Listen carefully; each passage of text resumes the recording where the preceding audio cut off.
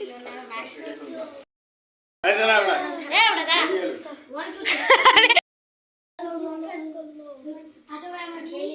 ভাই সামনে আমার পরীক্ষা আছে, আমাকে ডিস্টার্ব করো না, যাও।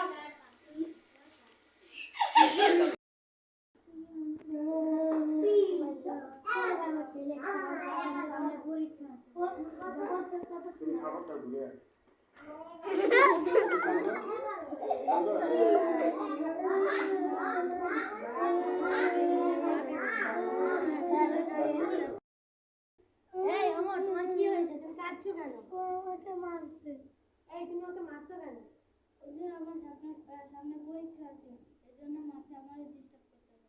তোমাকে ডিস্টার্ব করতে হবে কেন? তোমার ভয় নাই?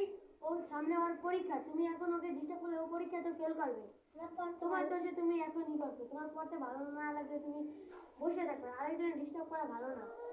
যা তোমার বই নিয়ে পড়তে বসো।